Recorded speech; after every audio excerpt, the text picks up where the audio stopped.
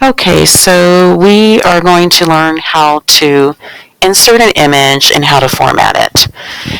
You don't want to have to go format each image every time you put an image in, but you may not want the same format on every image. So when we talked about styles in web design, we talked about how we have styles that we've done to date that, see if I can go to standard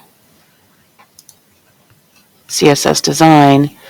There are styles that we've created to date that do every tag. Like whenever there's a body, always make it lemon chiffon color. Whenever there's a heading 2, always make it red. Whenever there's a heading 3, always make it blue. Whenever there's a horizontal rule, always make it green. But this type of format that we're setting in is called a class, and that's where you can choose whether you want to use it or not, but it's predefined for you. So you can see it's different. This is a class. I have to define the class. And then step 2, I have to apply the class. So I'm going to show you how to define a class and apply a class. All right, so I'm going to go down to a separate line, and let's say I want to insert an image first of all. So I go over to Files, and I drag in an image.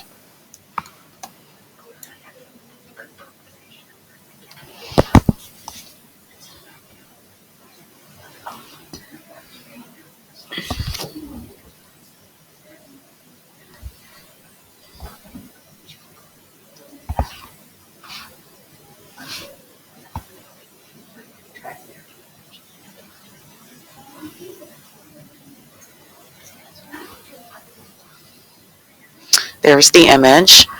Don't forget that you can take it by the corner, hold the Shift key, and resize it.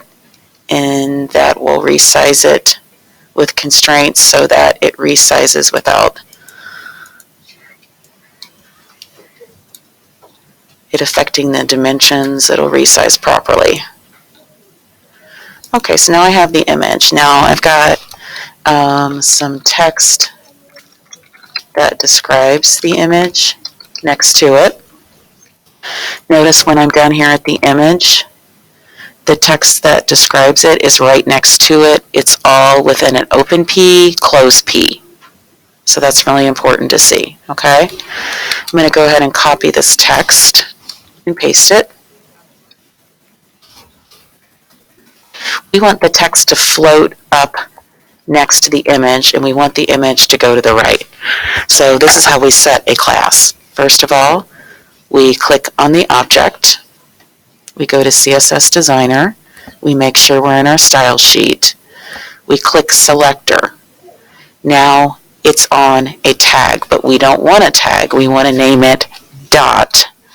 And this time we want to give it a descriptive name, and we're going to do float right. I've already got a float left. Now I want to define a float right. So I'm naming the float right, and then I'm going to go to the properties. So I'm on float right. It's highlighted. Here's the properties. And I'm going to do float, the little gray box, and pick right. And then click off. Now the float right is now defined in the style sheet. And this is the style sheet. So you can see the float left and float right are defined in the style sheet. Also see how they are green and not blue because they're not defining tags. They're defining classes which are optional. You can pick them if you want to pick them. Okay, so now I've got the float right defined. Now step 2, I need to apply the float right. The way I do that is I click on the image. I make sure that I click inside the IMG wickets. Here's the open wicket, close wicket. I want to click inside there, and I want to create a new attribute and value, and I'm going to call it class equals. Notice it brings up my predefined classes that I have, and this time I want to float right. And then I click, and now you can see this image is floating to the right and the text is to the left.